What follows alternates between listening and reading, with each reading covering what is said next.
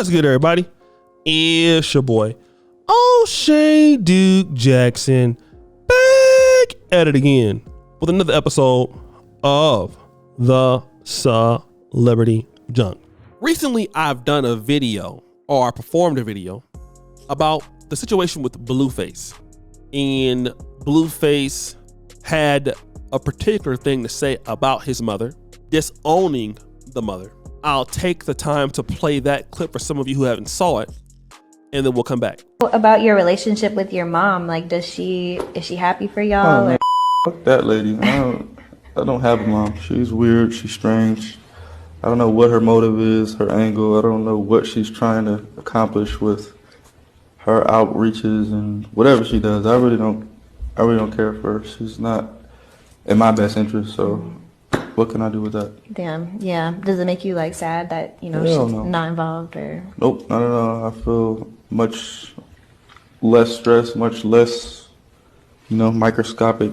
Somebody like clocking me, so no. So that is what Blueface has said about his mother, who of course, in my honest opinion, has done some things I feel like it's not very motherly like, and I'm not trying to say that she's perfect, but the mother has come out and made a statement about Blueface. Let's play that clip. Then when your man or your husband betray you, you get up and you pick up the pieces, but when it's your child that you bent over your whole life backwards for, to try to make a difference from one son to another, for him to turn around and spit in your face about some money or some woo, baby, you ain't seen nothing. You ain't seen nothing. You a McDonald's commercial, baby. You ain't no schoolyard crip. You a McDonald's. Look this up, bro. Just Google this, bro. This McDonald's commercial kid. This child actor, bro. Talking about some mother my mama in some schoolyard, bro. It's not that at all, bro. He didn't have one. I don't want y'all to be into it with each other. Because that ain't right, though, bro. I understand we all flawed, and you nowhere near perfect. I give you that. But I mean, consider how he lived, how he grew up. He was fucking spoiled, man. Like all the way spoiled. Like all the way to where he had a great. Now, what I want to talk about in this particular situation is now the mother is acting or positioning herself as a victim. She doesn't know why Blueface is upset with her. She can't believe after all she has done for him, she just can't believe all of that, right? That's what she's saying today. However, I want to get back to the point of these young black men who have come up in toxic homes. And again, I made that point in one of my videos earlier about Blueface. As much as we want to give black women credit for being queens and being strong black women and overcoming obstacles, and it almost seems that certain black women want to run towards, it almost seems like they want to have the storybook movie about their life. So let's get into a situation where we can just dig ourselves out of it to be able to tell the story of how much adversity we have overcome, although we've made some decisions that might have gotten ourselves into some situations that we shouldn't have been in. It almost seems like for certain sisters, it seems like that's what's going on. Let's go ahead and try to make these mistakes, and then let's write our own movie about how we overcame it. Not mentioning or not even understanding the fact that you're dragging your kids into the movie, you're dragging your family into the movie, and people around you into this movie, to be able to come out and say, I don't need a man, I never needed a husband, and my kids is great, I did what I can do, and then if it don't work out, I did the best I could. We all heard that.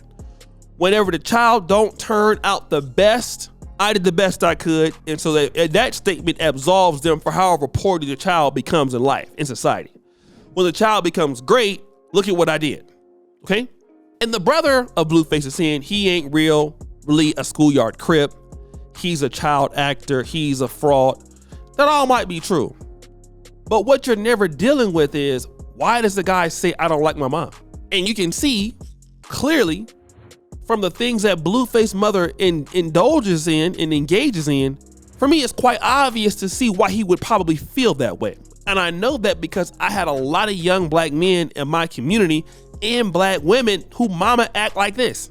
And so whenever you want to tell them about themselves, they start getting real unaccountable. Like, oh my God, I can't believe you talking like that. How could you? I'm your mother. It's a way to guilt trip you. And my grandma do the same thing. Now, she was married, but whenever you want to bring something to my grandma's attention about how she messed up as a grandmother in certain ways, she want to get away from the argument. How could you say that about me? I thought you loved me. What do that got to do with what we're talking about? Let's like you think that you are God or something, that can't nobody correct you. No, we're going to deal with 1997, October 18th, when I was 16, and you said something real silly like X, Y, and Z. Remember that? Oh yeah. So why did you say that? After hours, you know what, son, I'm wrong. Okay, so it took us 3 days to get to there. So you're not dealing with what these young black men and these young black women have experienced. And we gotta look at it. A lot of black women on my last video. Y'all understand that y'all have seen mothers that may have not even treated y'all right. We love our mothers, for sure. We love the sacrifice they have done for us. We cannot take that away. I'm not talking about that. My mother has done some things for me that if she wouldn't have done there, I wouldn't be the man I am today. I can never thank her enough for that. We are not dealing with that.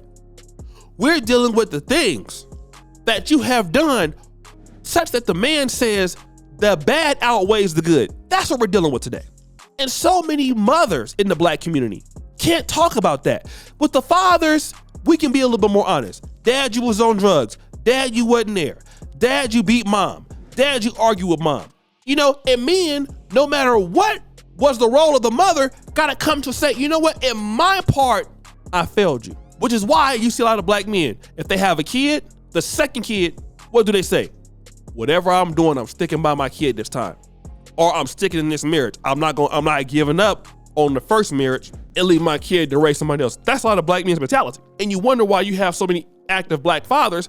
I'll tell you, you have so many active black fathers for the simple reason is that they didn't have a father or they failed at the first time being a father. So they want to complete something. That's what a lot of black men want to do. Y'all don't know that. A lot of black men don't want to fail at being a father. So they're going to stick it through. With a wife, if they don't do nothing in their life, they want to stick it through. With a lot of women, when the kids, and I hear like most brothers have dealt with black women. And if you ever get them comfortable, talk about their relationship with their mother. Some of them start crying. I have dealt with so many young black women in my younger years that when you talk about their mother, they start crying. How their mother has treated them. And you know what's so funny? And then the mama be, you know, and they be going back and forth and fighting and stuff like that. But now if you get involved with the mother, both the mother and her gonna jump on your ass. That's how I be. You try to get in there, look, don't talk to my girl like that. Man, both the mama and them, get out my business. They say it be so dysfunctional. You like, you know what? I'm not even gonna deal with neither one of y'all. Cause sometimes you end up, when you dating somebody and you get their mama be so messed up. But the mama can't even come out in a dress. You know what? I did have these men in the house. You know what? I was leaving you at grandma's house when I went to the club. You know what? I did have this man that I was feeding every night and I was giving him the best food that, you know what I'm saying, possible. And I wasn't giving y'all the best food that was possible. Yeah, I was ignoring you as a mother. I left you over at grandma and them house and everything like that. Yeah, I did that. I'm sorry. No. Why you acting like this? I did the best I could. And maybe you did, but maybe the best wasn't good enough. And the thing that we got to talk about is we're not perfect. Our mother's not perfect. Our father's not perfect. And damn sure as a kid, I wasn't perfect. But why y'all don't want to deal with what the young man is talking about? He's a Pookie. He's a Ray Ray. We see exactly how he got there too. Look at NBA young boy and look at his mama. Look at how his mama act. Tell me he didn't learn that from her. Yeah. And y'all think it's funny. She got all the Instagram family followers in the world. And no shout out and no disrespect to the young brother. But if you want to know why the kids act like that, look at their mama or they daddy or they daddy not being there. But when we deal with this, y'all get mad. But I'm going to tell you something that it's not my fault. But guys, what do you think? It's your boy, O'Shea Duke Jackson, back at it again for another episode of The Celebrity Junk. Just for all of you, do serve the bell. We're out.